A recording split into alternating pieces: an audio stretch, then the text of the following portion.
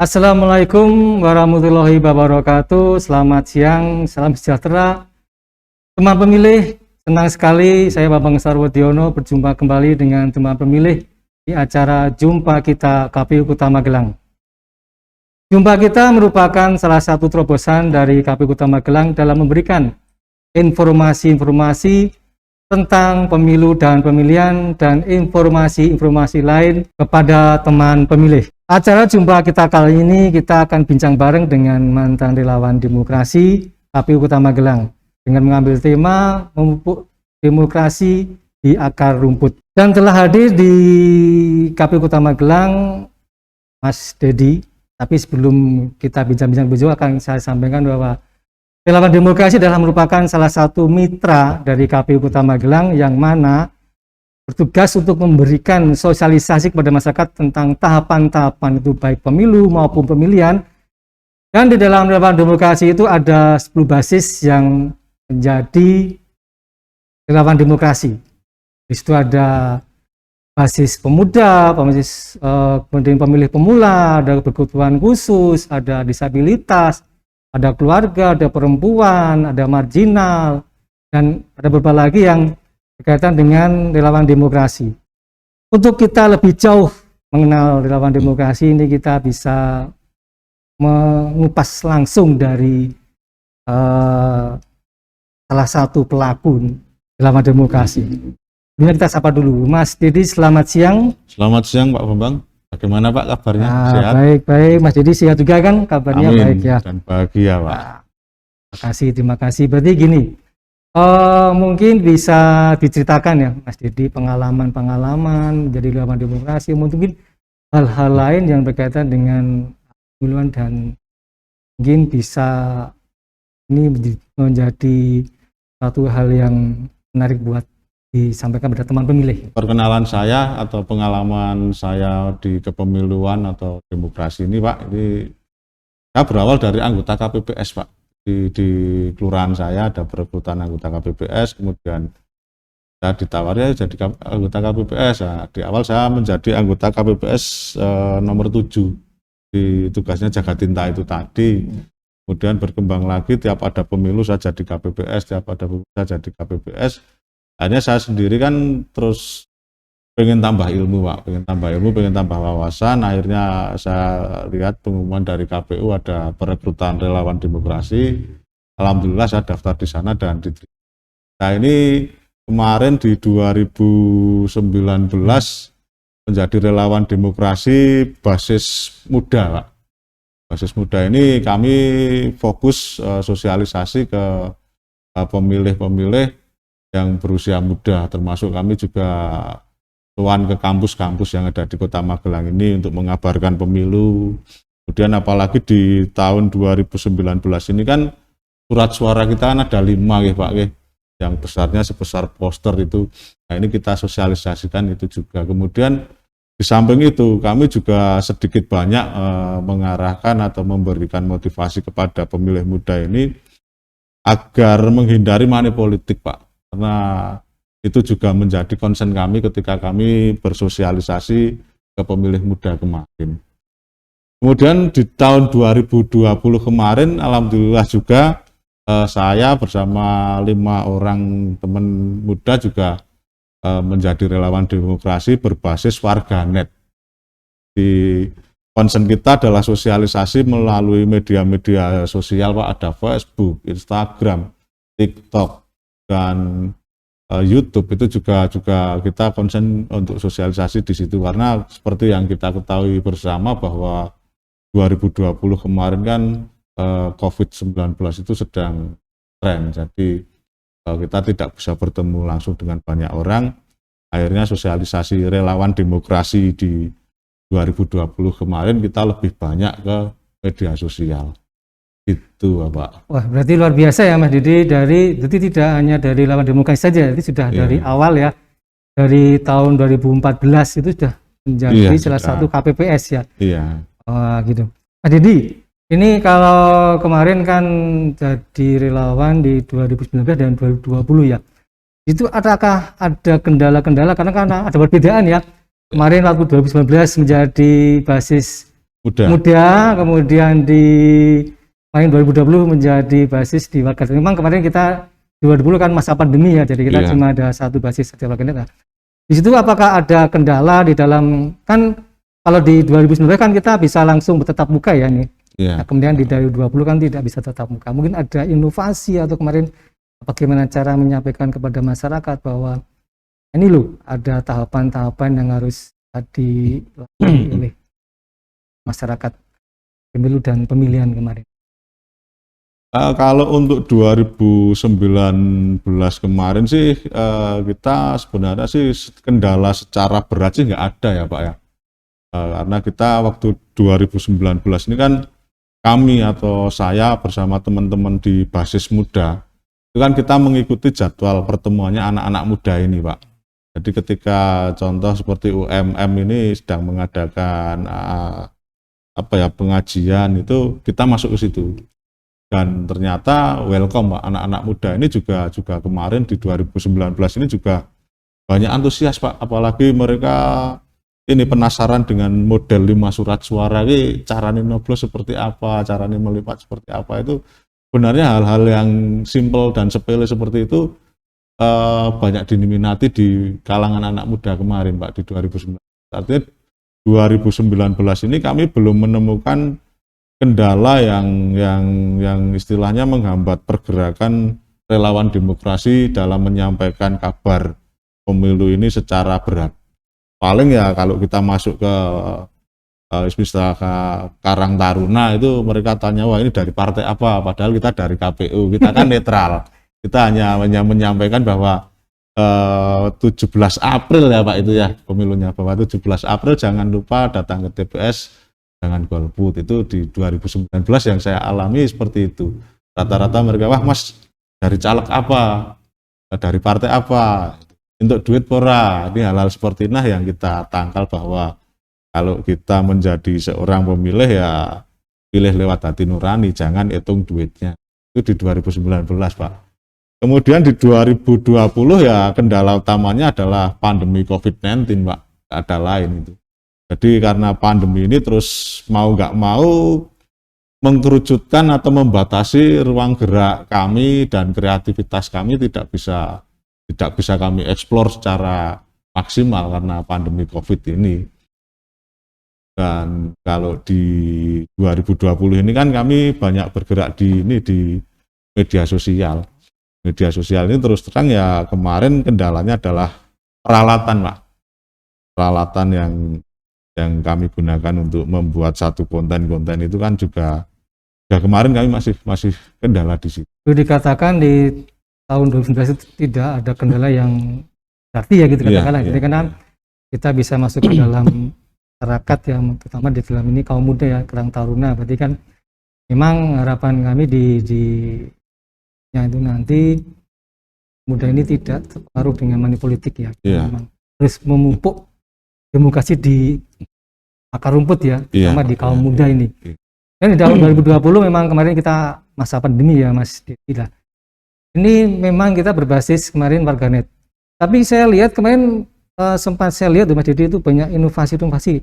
Salah satunya itu saya lihat bahwa itu kok ada inovasi menempelkan stiker di paket itu gimana ceritanya itu Mas Dedi? Saya kemarin lihat juga loh di JNE itu kan.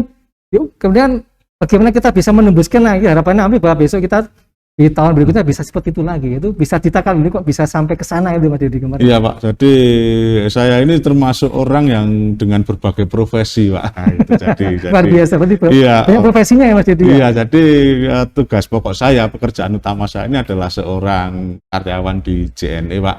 Jalur Nugraha Eka Kurir, itu saya sebagai kepala inbound Pak di situ, koordinator warehouse atau koordinator gudang. Kemudian di situ barang yang masuk ke Kota Magelang ini kan lewat di gudang saya nih Pak. Nah, iseng-iseng saya tanya ke pimpinan saya, Pak boleh nggak kalau paket ini saya tempelin pesan-pesan pemilu, pesan-pesan demokrasi, sambil mengabarkan bahwa di tahun 2020 itu tanggal 9 Desember itu saya tampilkan di situ. Kemudian atasan saya langsung itu nggak apa-apa Mas, karena ini demi kebaikan.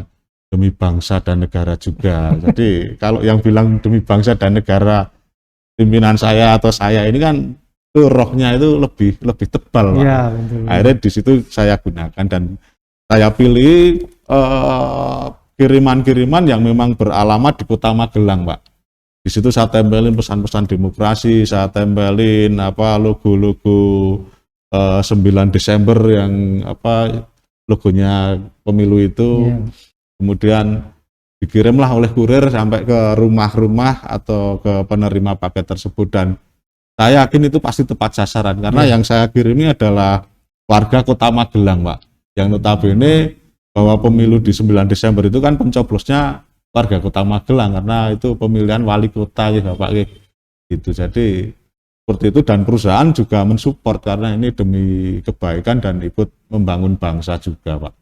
Mas, jadi luar biasa sekali kemarin kreativitas jenengan membuat inovasi dalam memberikan informasi kepada pemilih. Salah satunya adalah kemarin memberikan stiker di paket JNE ya. Itu ternyata setelah kita amati itu ternyata bisa mendongkrak partisipasi pemilih yang ditargetkan dari pemerintah 77,5, kemarin di KPU Kota Magelang bisa mencapai 77,85%. Luar biasa sekali. Kreasi dari Mas Dedi. Dengar-dengar kemarin Mas Dedi sempat menjadi ketua panitia pemilihan RW di Kelurahan Tejo Utara, gitu. Tempatnya di RW 18 Nambangan. Tapi sebelum kita berbincang-bincang lebih lanjut tentang pengalaman Mas Dedi sebagai ketua panitia pemilihan RW, marilah kita ikuti tayangan informasi berikut ini.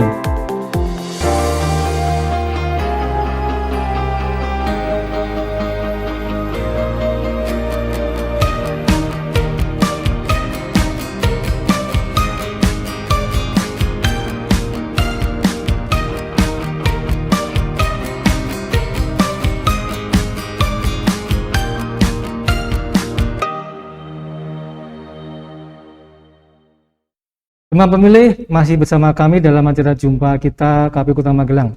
Mas Dedi, bisa diceritakan awal mulanya ini ada pemilihan RW secara langsung di RW 18 Nambangan? Baik Bapak, bisa saya ceritakan secara singkat ya Pak. Jadi di RW 18 Nambangan, Kelurahan Rejowinangun Utara ini kan belum pernah ada pemilihan ketua RW secara langsung. Secara demokrasi terbuka. Biasanya mereka melakukan pemilihan ketua RW itu lewat aklamasi atau pemilihan tertutup itu Pak. Kemudian saya ini kan juga sering berhubungan dengan KPU ya Pak ya, lewat jadi KPPS itu tadi, terus kemudian jadi relawan demokrasi tadi ini. Dan ternyata KPU ini adalah samudra lautan ilmu demokrasi Pak. Jadi saya dapat banyak sekali ilmu dari KPU ini. Kemudian ketika kami dikumpulkan di satu forum pembentukan panitia pemilihan RW 18 Kelurahan Rejowinangun Utara, itu tercetuslah ide bahwa yuk kita bikin pemilu RW ini seperti ketika kita memilih wali kota yuk. Itu yang ide itu munculnya juga dari rasa inginnya masyarakat sendiri juga Pak. Kemudian ketika saya ingin mengabarkan bahwa ada pemilihan RW secara terbuka ini, saya kan butuh satu narasi yang besar Pak. Karena di tempat kami itu ada 8 RT. Kemudian yang tadinya namanya adalah panitia pemilihan ketua RW, kita karena butuh narasi untuk menarik perhatian masyarakat, saya buat komisi pemilihan ketua RW Pak. Jadi kalau di sini kan KPU itu ya, Komisi Pemilihan Umum, kemudian kalau di tempat saya KPR Pak, Komisi Pemilihan RW. Nah ini narasi ini ternyata laku Pak di masyarakat. Wah jadi Komisi Pemilihan RW, bayaran ora Mas. Nah, itu. Dan awalnya di situ Pak. Jadi jadi kami juga didukung oleh banyak tokoh masyarakat. Kemudian masyarakat sendiri juga menginginkan bahwa ada satu pemilihan yang berbeda dengan pemilihan ketua RW sebelumnya. Dan alhamdulillah Pak, saya memiliki modal untuk melaksanakan itu ya dari saya ini berenang di samudra ilmunya KPU ini Pak. Tanpa KPU pun saya juga tentu akan ragu melakukan itu. Itu Pak, itu Berarti awal. memang ini keinginan warga ya. Keinginan warga bukan istilahnya ada dorongan dari pemerintah tempat ya, berarti memang dari warga sendiri berinisiatif membuat suatu hal yang baru dalam pemilihan RW. Biasanya kan ditunjuk atau kemudian aklamasi ya, kemudian ini menjadi suatu hal yang baru pertama kali Mas Didi jadi Iya, di Pak. RW 18 ini ya. Iya. Kemudian Mas Didi mungkin dari proses-proses itu ada kendala nggak? Misalnya dari segi anggaran, dari masyarakat sendiri itu apakah ada yang kendala-kendala yang bisa menghambat proses-proses tahapan-tahapan tersebut? Jadi di tempat kami Pak, memang pemilihan ketua RW ini kan banyak cara nih Pak. Ya. Ada aklamasi itu tadi, ada pemilihan tertutup. Ini tentu semua cara pemilihan ini memiliki kelebihan dan kekurangan. Nah, kami sendiri mengadakan pemilihan terbuka ini kan tentu juga ada kelebihannya, tapi juga ada kekurangannya Pak. Kekurangannya adalah saya menyita waktunya banyak teman-teman saya di kampung, takjak rapat, takjak nyusun DPT, saya ajak nyusun dari DPS Pak, daftar pemilih sementara Ya, menjadi DPS, DPT. DPT. Nah, itu juga kami lewati Pak tahapan itu. Tahapan itu kami lewati, kemudian tahapan sosialisasi bagaimana mengabarkan pemilihan ketua RW ini kepada warga masyarakat. Itu kendalanya sebenarnya cuma karena kami harus menyediakan waktu untuk melaksanakan kegiatan ini aja Pak. Dan alhamdulillah tim saya kemarin itu ikhlas dengan sukarela, dengan sepenuh hati menyerahkan waktunya untuk menggodok atau memoles pemilihan ketua RW 18 Nambangan ini. Dan kebetulan juga dari pemerintah lewat Bapak Lurah kami, Mas Fatur Rahman itu juga sangat mensupport Pak. Ketika kami koordinasi dengan kelurahan, ingin Pak ini ada pilihan RW dengan terbuka, beliaunya langsung support kami dengan kamu butuh fasilitas apa, kamu butuh apa, kita kelurahan harus apa, itu beliaunya support. Bahkan sering beliau Pak Lurah ini istilahnya menemani kami ketika rapat benahi DPS, benahi DPT ini sampai jam 1 malam, jam 2 pagi itu beliaunya sangat support sekali Pak. Jadi kendalanya ya kendala kita harus meluangkan waktu ini aja. Untuk mencari orang-orang yang mau meluangkan waktu ini kan juga bukan perkara yang mudah Pak. Nah, kami ini kan juga bekerja gitu. Ini boleh dikatakan untuk kendala tidak begitu berarti ya, Tidak Mas? begitu berarti. Karena kan saya tadi mendengar apa disampaikan Mas Didi bahwa semua tahapan-tahapan itu dilalui ya. Iya. Ada tahapan data pemilih sementara, ada DPT, kemudian penjaringan calon, pendaftaran juga ada pendaftaran calon. Pendaftaran ada. Kemudian sosialisasi, yaitu jadi tahapan-tahapan itu sama seperti apa yang dilakukan di KPU, Mas? Hampir sama ya, hampir sama di situ ya. Kemudian, nah ini yang menjadi menarik nih. Ini kemudian untuk DPT-nya itu semua warga 17 tahun ke atas atau kakak, Mas Didi? Ya ini Pak, jadi kan sekarang itu kan sedang tren namanya ATM Pak. ATM, apa itu ATM itu? Amati, tiru, modifikasi Pak. Saya kira ajudan tunai mandiri. Itu. Jadi ini Pak, ketika saya menjalankan pemilu versi KPU ya Pak ya, di KPPS maupun di kemarin Relawan Demokrasi kan kita juga lihat di KPPS. Ini kan tahapannya ini kan juga sempurna ya Pak ya, sempurna dan rumit. Kemudian ketika saya bawa tahapan ini ke masyarakat saya, ke RW 18 ini tentu akan sangat sulit. Apalagi di RW 18 kami ini Pak, 8 RT ini kalau kita pakai DPT yang usia 17 tahun ke atas itu ada sekitar 1.200 orang Pak. Jadi satu RW itu ada 1.200 orang. Nah ini ketika kemarin teman-teman, wah Mas, saat TPS nangani 1.200 orang juga repot ini, kita perlu bikin 3 TPS paling tidak. Itu saran dari kawan-kawan tim kami yang kemarin di Komisi Pemilihan RW itu. Kemudian ya udah kita kerucutkan lagi bahwa per kakak 1 orang. Per kakak 1 orang. Ini yang paling sementara, yang paling bisa kita lakukan adalah ini. Paling mudah dilaksanakan. Memungkinkan dilakukan memungkinkan. Ya. Lihat situasi dan kondisi Pak. karena untuk menangani 1.200 pemilih itu kan minimal butuh 3 TPS ya Pak gitu. Tuh, karena penghitungan surat suara ini juga akan makan waktu lama kalau betul. hitung. Jadi dan itu kita tawarkan lagi kepada tokoh-tokoh masyarakat lewat forum. Kita sepakati bahwa untuk pemilihan ketua RW 18 ini votersnya atau pemilihnya adalah warga masyarakat per kakak 1 orang perwakilan. Jadi seperti itu Pak. Jadi ya, berarti tidak semua warga 17 tahun ke atas, tapi per kakak ya? Iya, per kakak 1 berarti Pak. per kakak perwakilan untuk memberikan suara di pemilihan RW kemarin. Iya. Ini ada juga kemarin ada proses-proses kampanye nggak Mas? Ada Pak, ada Kampanye proses dari masing-masing kampanye. calon itu ya? Ada Pak, Yang bahkan visi misi, program kerja iya, itu ya? iya, mereka ada juga seperti itu ya? itu kita kasih kesempatan selama hampir 5 hari Pak, 5 hari kita kasih kesempatan untuk berkampanye. Bahkan ada juga pelanggaran. Kayak masang-masang baliho juga. Iya, masang baliho, masang banner Pak. Jadi, ada juga pelanggaran di situ, dan karena kami ini kan tidak punya badan pengawas ada pemilu. pengawasan ya? Itu jadi artinya adalah semua orang mengawasi di situ. Akhirnya kita tegur lewat surat bahwa calon A ini melanggar etika. Jadi kembali lagi kita memang untuk kampanye ini kita bebaskan caranya. Cuman saya sendiri juga punya misi untuk meminimalisir money politik, dan di kampanye RW kemarin untuk money politik ini kami larang. Boleh berkampanye lewat cara apa, yang penting jangan money politik. Kemarin yang kita tawarkan atau kita usung adalah itu Pak. Semangat untuk meminimalisir money politik Pak. Dan ini Mas Didi, kemudian untuk antusias masyarakat sendiri Pak buat pada waktu pemilihan itu bagaimana? Apakah banyak yang datang ataukah banyak yang golput atau bagaimana ini?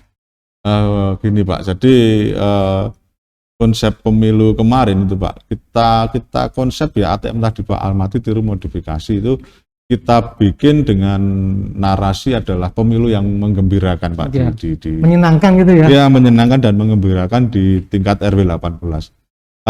Antusiasme warga itu tinggi Pak, karena kami desain apalagi di saat ini kan Kota Magelang itu sedang demam namanya kampung wisata ya Pak ya. Nah, kemudian saya dengan teman-teman di tim panitia pemilihan RW ini kita punya ide, yuk kita bikin wisata demokrasi Pak.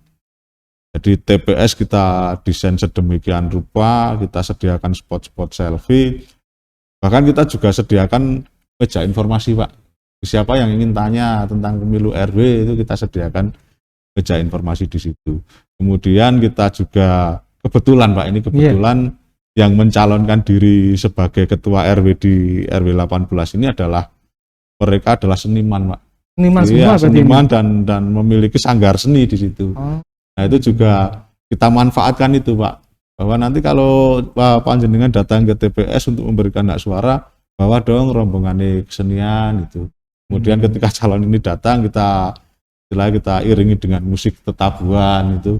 Gamelan itu. Ya, gamelan Pak. Jadi itu juga salah satu cara kami untuk mempromosikan pemilihan ketua RW ini agar apa Pak? Agar ketika voters itu datang ke TPS itu tidak cuma nyoblos lalu tidak dapat apa-apa, tapi juga dapat hiburan di situ. Kemudian ya hasilnya adalah animo masyarakat itu untuk memberikan hak suaranya itu cukup tinggi. Jadi ini saya mau tanya ini, setelah kemarin terpilih ketua RW, nah ini apakah ada gesekan-gesekan? Kadang-kadang kan di dalam suatu pemilihan ya, itu nanti ada beberapa kubu ya. Ini setelah terpilihnya ketua RW ini, apakah masyarakat bisa menerima yang istilahnya kandidatnya tidak terpilih? Ada gesek-gesekan, apakah di semula tidak ada masalah hal membuat mereka menjadi 2 kubu atau 3 kubu gitu? Jadi itulah salah satu dari kelebihan ketika kita melaksanakan pemilihan ketua RW secara terbuka nih Pak. Jadi tidak ada gesekan sama sekali, kemudian calon atau kandidat atau kita sebutnya kontestan Pak, bukan yeah.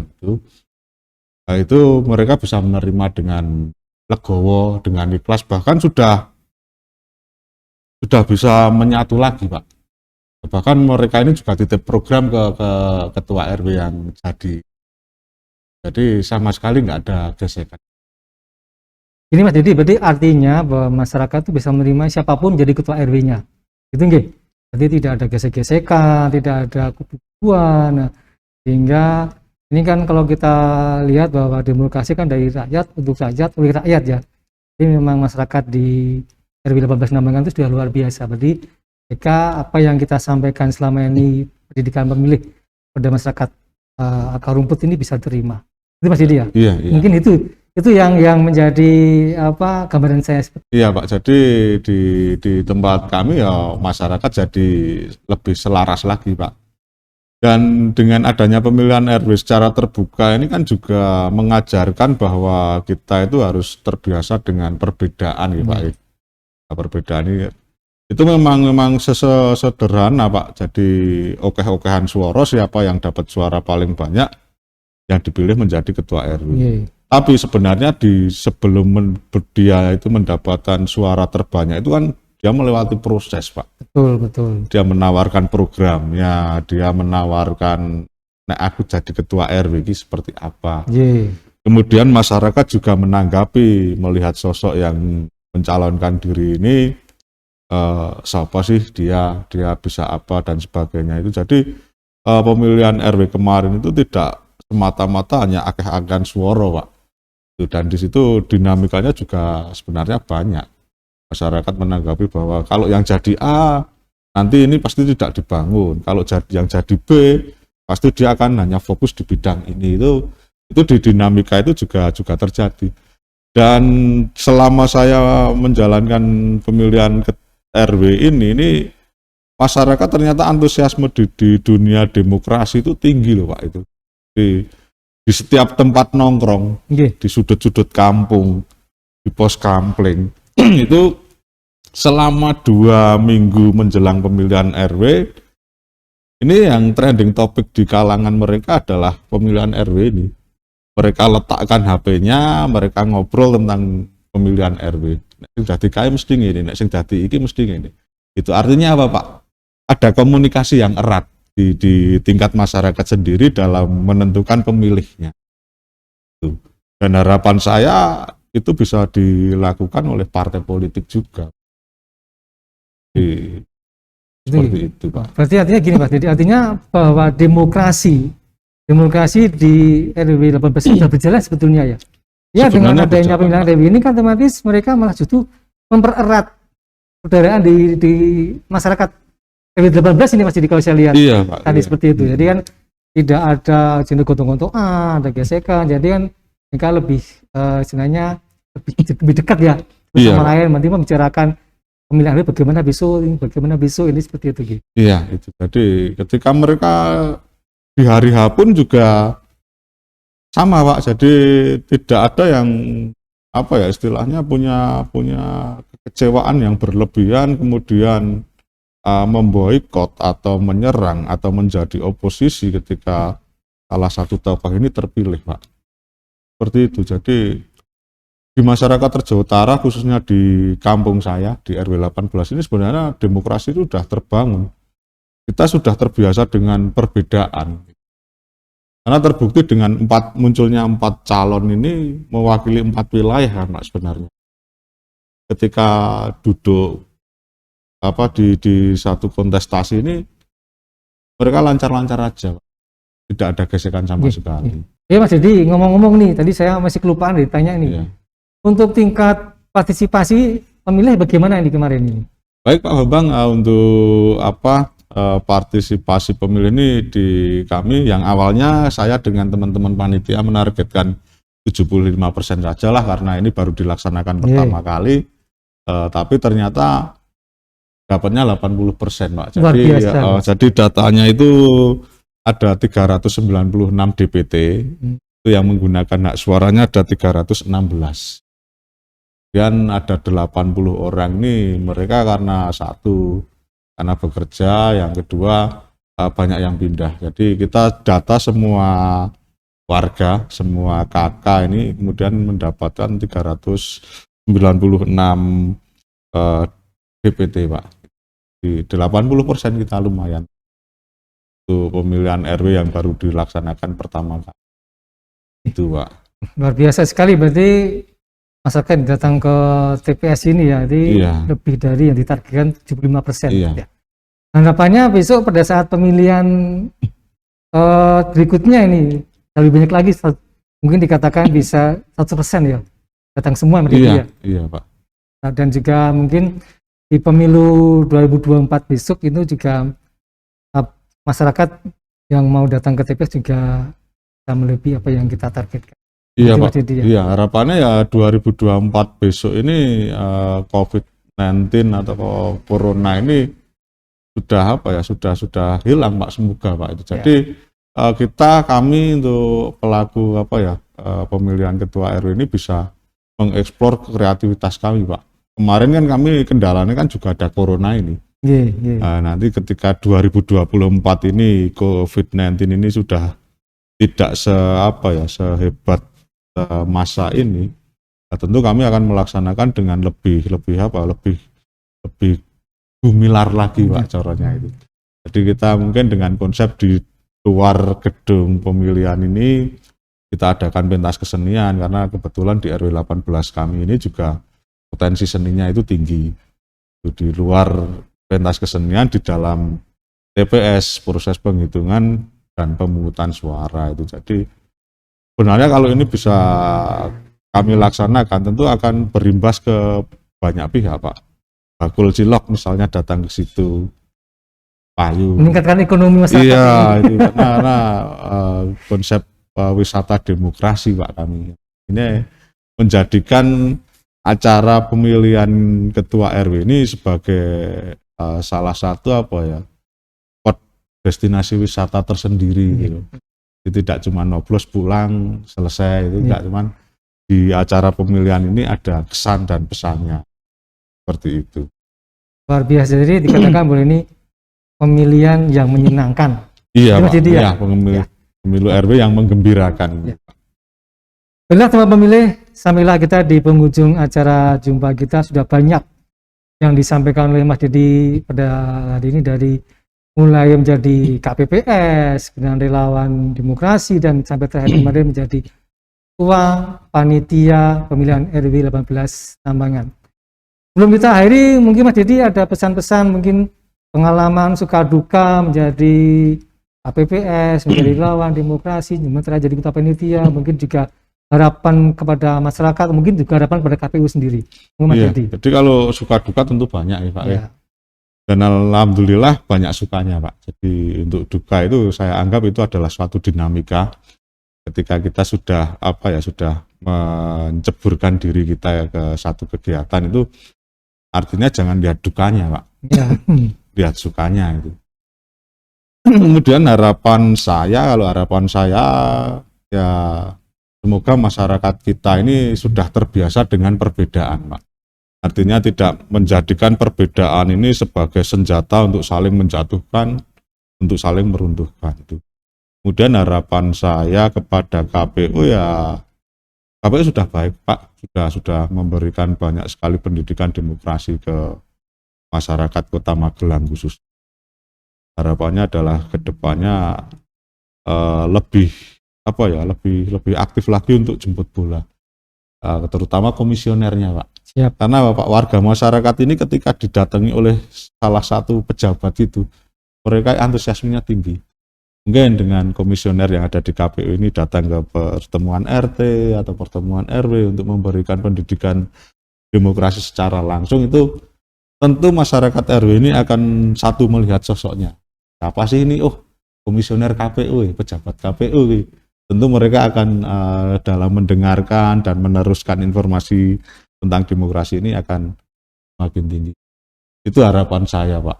Dan masih banyak lagi Pak harapan-harapan yang saya gantungkan di demokrasi Indonesia ini. Karena menurut saya saat ini cara pergantian pemimpin yang paling baik ya lewat demokrasi ini Pak.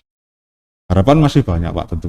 Dan menurut saya yang membuat kita ini kuat, kita ini sehat, itu kan bukan uang atau makanan Pak, tapi adalah cinta dan harapan. Luar biasa Mas Dedi. Mas Dedi, terima kasih sekali sudah berkenan hadir di acara jumpa kita KPU Kota Magelang, dan saya Bambang Sarwojono undur diri. Apabila ada kata-kata atau hal-hal yang tidak berkenan, kami mohon maaf. Wassalamualaikum warahmatullahi wabarakatuh.